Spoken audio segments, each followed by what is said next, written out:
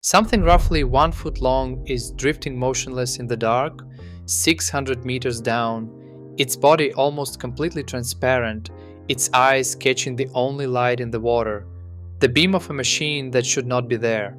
For the first time in the 100 years since science first learned this animal existed, a human being is looking at a living colossal squid in its own habitat. It happened in March of 2025 off the South Sandwich Islands in the South Atlantic, captured by a remotely operated vehicle during a routine deep-sea survey that was not even looking for it. No adult of this species has ever been recorded alive. This juvenile sighting is, quite literally, the closest anyone has ever come. What that footage confirmed, and what a century of research before it had already been piecing together, is that almost everything about this animal was built for exactly one purpose: to never be seen.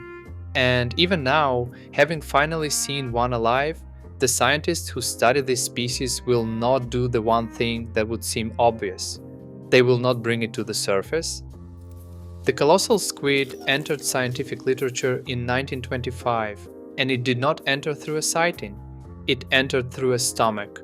2 arm crowns, recovered from the belly of a sperm whale caught near the Falkland Islands during the winter of 1924 into 1925, were examined by British zoologist Guy Coburn Robson, who used them to formally describe an entirely new species, Mesonychoteuthis hamiltoni. For decades afterward, that pattern held. What little the world knew about this animal came almost entirely from fragments recovered out of the one predator known to eat it. A complete specimen was not recovered until 1981, when a Soviet trawler working the Ross Sea off Antarctica hauled up an immature female measuring just over 4 meters. A larger subadult female surfaced in 2003, measuring 6 meters in total length, with a mantle alone stretching 2.5 meters. In 2005, a fishing crew off South Georgia Island hooked what became the first documented living specimen ever brought toward the surface, caught mid-attack on a baited long line at a depth of 1,625 meters. Its mantle was never recovered intact, but its tentacles alone measured 2.3 meters. Each of these was a milestone. Almost none of them were alive by the time researchers could examine them. If you're finding this interesting, be sure to subscribe to understand more DNA from the past. To understand why this animal has been so difficult to observe, you have to understand what it actually is. The colossal squid is, by mass, the heaviest invertebrate on the planet. The largest confirmed specimen, a female hauled up by a New Zealand fishing vessel in the Ross Sea in February of 2007, weighed approximately 495 kilograms with a mantle length of 2.5 meters. That specimen is now preserved on permanent display at the Museum of New Zealand, Te Papa Tongarewa, in Wellington.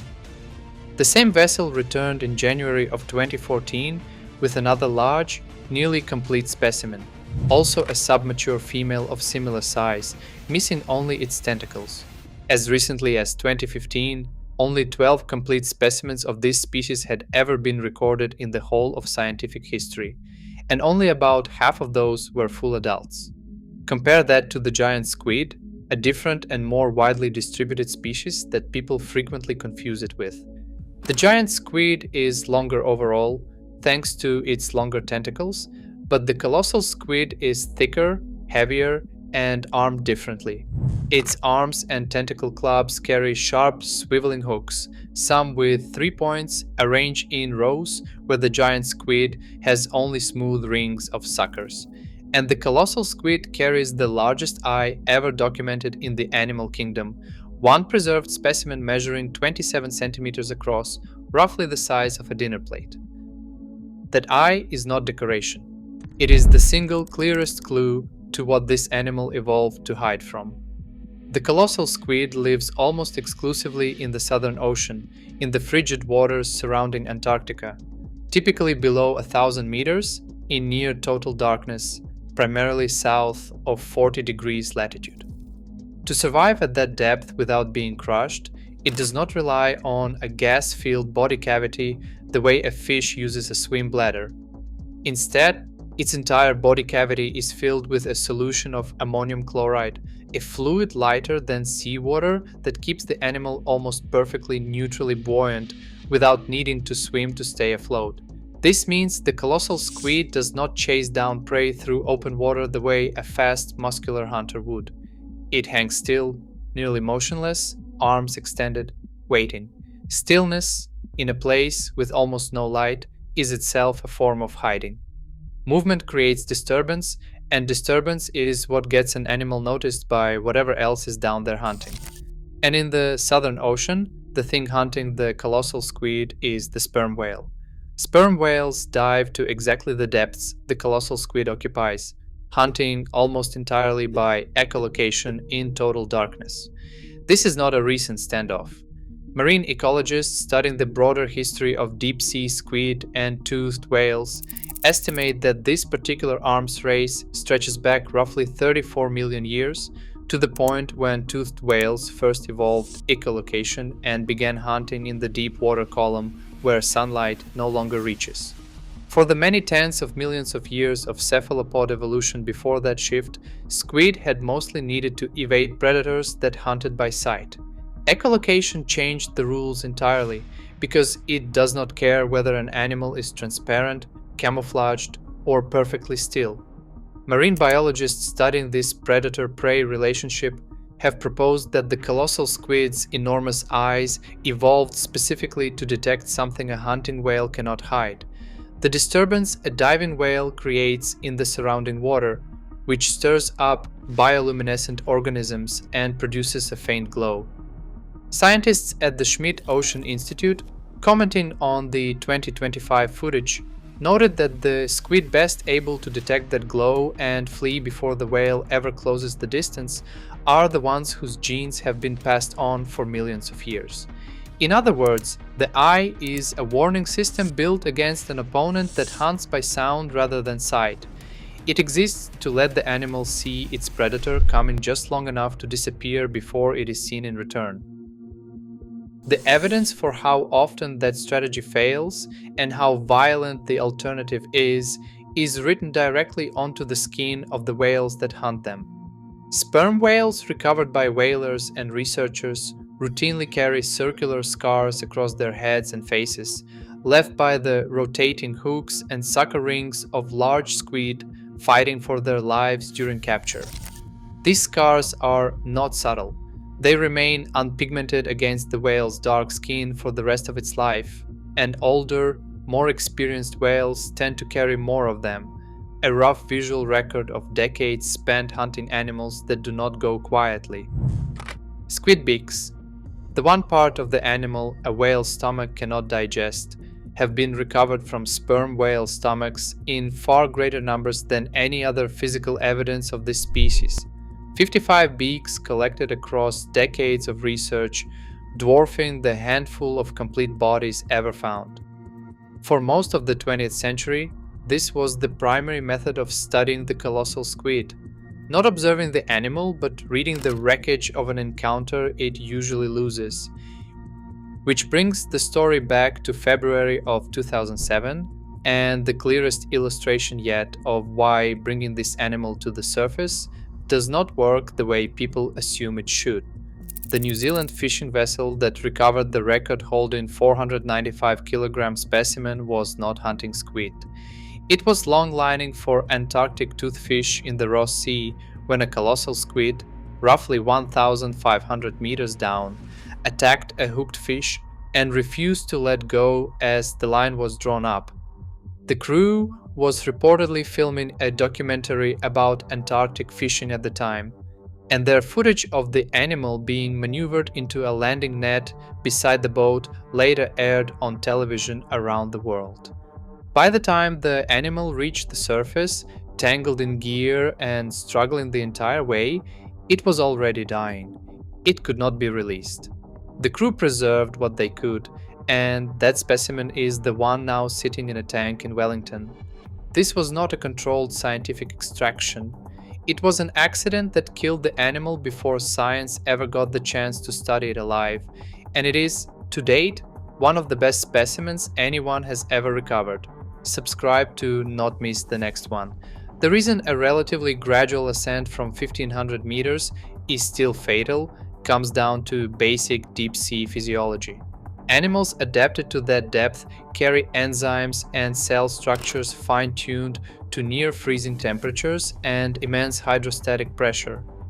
Their cell membranes are often built with a higher concentration of unsaturated fats specifically to stay flexible under crushing pressure, and their tissues frequently rely on compounds like trimethylamine oxide to keep proteins from being distorted by that same pressure. Every part of that chemistry is calibrated for one narrow set of conditions. Bring that same animal up into water many degrees warmer, at a small fraction of the pressure, and its internal chemistry stops functioning correctly within minutes. Even without a gas-filled swim bladder to rupture, the temperature shock alone is enough to kill most deep-sea animals brought up quickly, and the colossal squid's soft, gelatinous body has essentially no resilience against that kind of shock. Every attempt at capture, going back to 1981, has ended the same way. A dead or dying animal, useful for anatomy, useless for behavior. That is precisely why the 2025 sighting was handled the way it was. The expedition that found the juvenile squid was not searching for it and was not equipped or interested in trying to bring it up.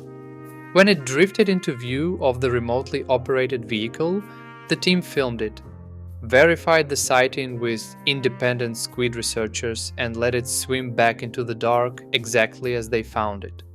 Kat Bolstad, the biologist who helped confirm the footage, said afterward that she wanted the world to see the colossal squid as what it actually is, a beautiful, delicate animal, rather than another entry in the same monster mythology that has surrounded it since the first fragments turned up in a whale's stomach a century earlier. Capturing that squid, even if the technology existed to do it safely, would have produced exactly what every previous encounter has produced: a corpse in a jar. What they wanted, for the first time in the history of this species, was simply to watch it be alive. That is the choice sitting underneath this entire story. Scientists are not failing to bring a colossal squid to the surface. They are choosing not to, because a century of accidental captures has already proven what happens every time someone tries. The 2007 specimen at the Papa, the 1981 trawler catch, the 2005 long line encounter off South Georgia, every fragment ever pulled from a whale's stomach. All of it demonstrates that this is an animal built, from its buoyancy to its eyesight to the very depth it calls home, around the principle of never being caught by anything. When something finally does catch it, whether that is a sperm whale or a fishing line, the outcome is almost always the same. No adult colossal squid has ever been observed alive by a single human being. Every measurement, every hook, every detail of what a fully grown one looks like moving through open water comes from bodies that were already gone by the time anyone found them. The only living individual anyone has ever seen was a juvenile, barely a foot long, filmed for less than a few minutes before it drifted back into water that has kept its secrets for 100 years and, for now, is being allowed to keep them a little longer. 100 years of stomach fragments, dying specimens, and frozen exhibits, and the one time an animal was finally caught on camera alive. The only thing scientists chose to do about it was watch.